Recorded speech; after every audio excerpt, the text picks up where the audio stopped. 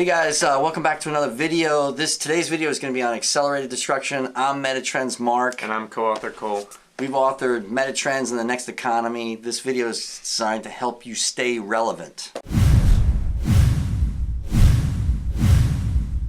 We're going to be talking about today is really the second law of thermodynamics, and the word referred to as entropy.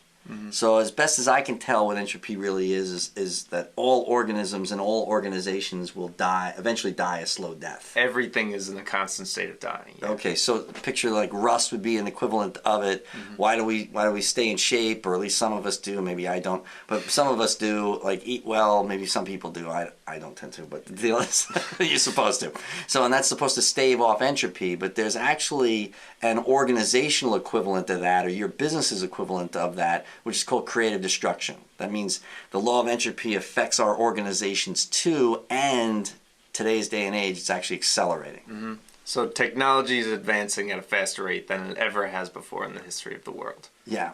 So I think there's even something that is accelerating it beyond just the obvious to us, is that Moore's law, technology is advancing at an advancing rate.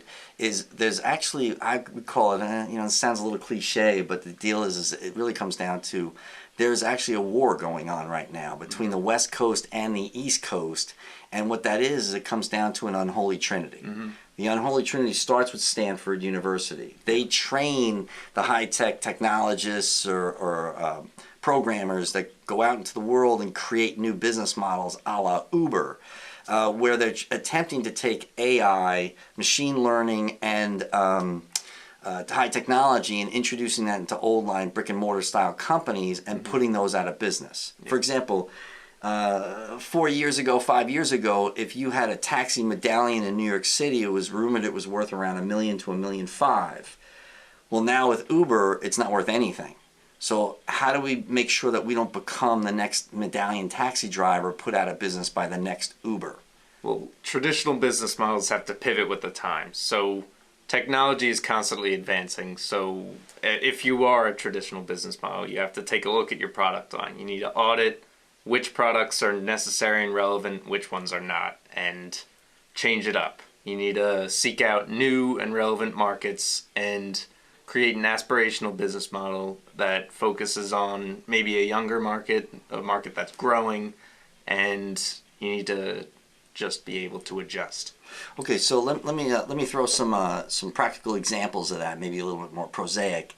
Would be an example of a guitar company that we've consulted with in the past that recognized that the key demographic that bought their flagship instrument was actually 48-year-old white American males. And at that time, about 8 years ago, we were decreasing in the number of 48-year-old anybody's going forward for the next 14 years. Well, that doesn't bode well for their flagship. So to your point, do a product audit where now what you're able to do is introduce other, in this case, instruments into the marketplace that might be more relevant for those times. Yeah. For example, the number of 55-year-olds going forward at the time of the recording of this video, the number of 55-year-olds actually decreases for the next 14 straight years, while the number of 35-year-olds actually increases for the next 23 straight years.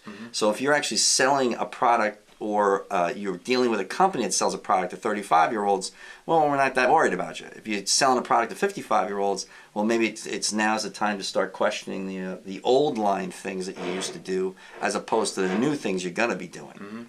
All right, so that leads me to B2B. So a B2B company, they'll tell me all the time that they've done strategic planning, and no, they haven't.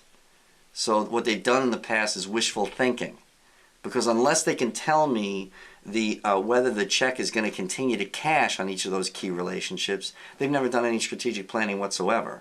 So if you're B2B, you have to know your B's, C's.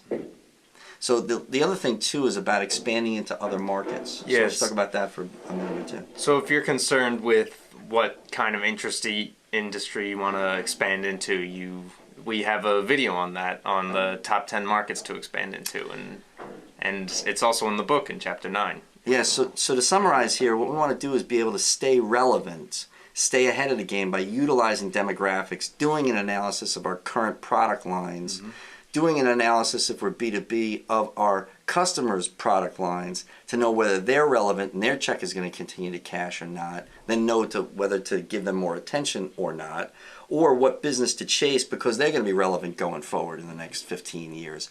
All of this is readily available in the book, Meta Trends and the Next Economy. It's everything you need in a one-fight read.